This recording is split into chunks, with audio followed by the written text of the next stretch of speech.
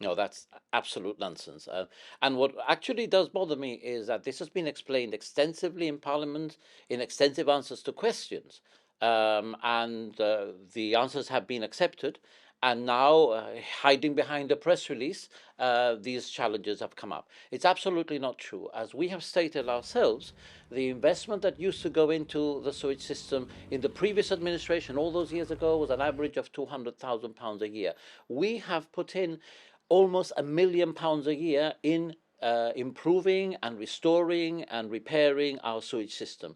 So that accusation can be shown to be completely false just by the figures themselves, which are voted in Parliament every year and which the opposition sees.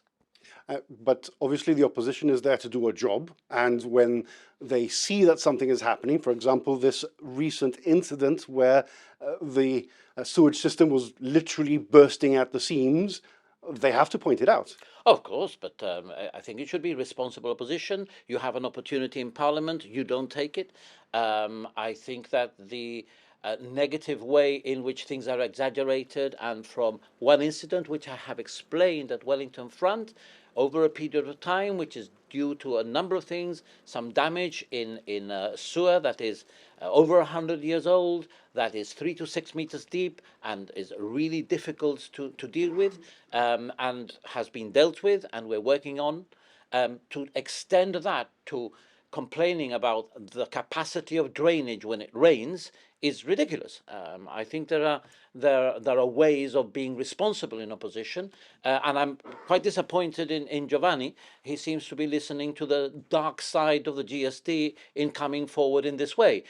When it comes to drainage, for example, in the Europort area, which affects Queensway as well, we've increased the capacity, the holding capacity, from 11,000 to 230 or 320,000.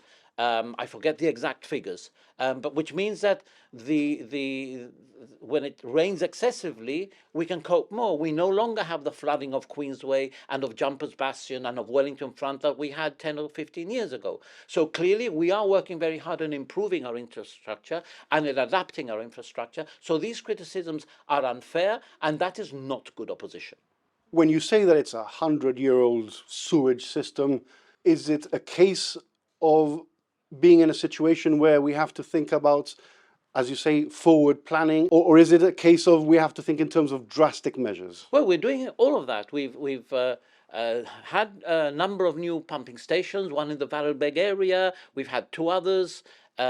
We have relined a lot of the sewers in the town area in particular, and we have a plan right now for a completely new sewage line which will go north to south and will cause some disruption to traffic, unfortunately.